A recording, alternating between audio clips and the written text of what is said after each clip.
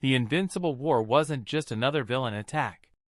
It was a coordinated, global massacre carried out by dozens of Invincibles, all with Mark Grayson's face, all with Omni-Man's power, and none of his humanity. By the time it was over, cities were reduced to rubble, thousands were dead, and the planet learned a terrifying truth. Invincible wasn't special. He was replaceable.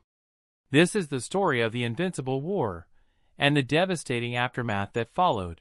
The Invincible War begins with Angstrom Levy, a man whose hatred for Mark Grayson had reached an almost cosmic scale. Angstrom had gained the ability to travel between dimensions, but his mind was fractured, shattered by memories from countless alternate versions of himself. In every universe, there was one constant: Invincible ruined his life. Instead of killing Mark outright, Angstrom decided to do something worse. He would show Mark what he truly was. Using his dimensional powers, Angstrom began pulling Invincibles from across the multiverse, versions where Mark never became a hero, never held back, or never learned compassion. Some were dictators. Some were conquerors. Some were monsters who had already wiped out entire planets. And Angstrom unleashed them all. On Earth without warning, Invincibles appeared across the globe. Not one invasion. Not one city. Everywhere. Each Invincible attacked a major population center, using the same tactics Mark had learned: speed, precision, and overwhelming force.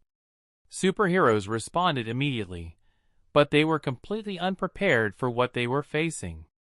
These weren't random villains. These were Viltrumite-level threats, each as powerful as Mark, and many with no hesitation to kill. Cities burned. Hospitals collapsed. Entire teams of heroes were wiped out in minutes. And the most horrifying part? Every Invincible looked like a hero the world trusted. The Guardians of the Globe, Global Defense Agency, and independent heroes fought. But this wasn't a fair fight. Even powerful heroes were torn apart. Some Invincibles toyed with their enemies.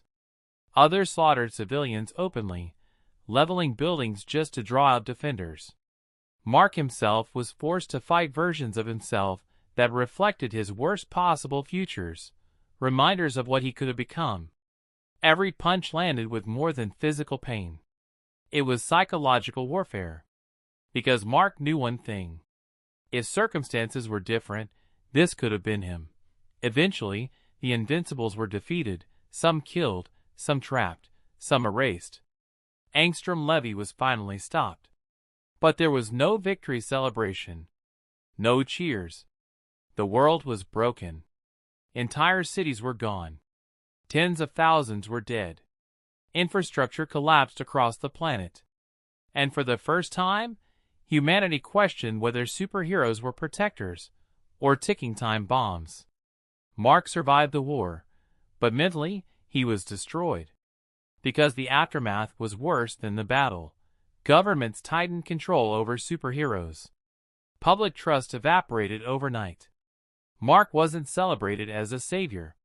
He was seen as a warning. Even though he saved lives, the image of dozens of Invincibles destroying the world permanently damaged his reputation. Every good thing he had done was overshadowed by what he represented. The Invincible War permanently changed the series. It proved that the multiverse wasn't a fun concept, it was a threat. It showed that power, without restraint, turns heroes into disasters. And it forced Mark to confront the truth that being good isn't guaranteed.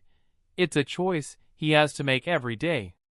From this point forward, Invincible becomes darker, heavier, and more tragic. Because the war didn't just destroy cities. It destroyed innocence.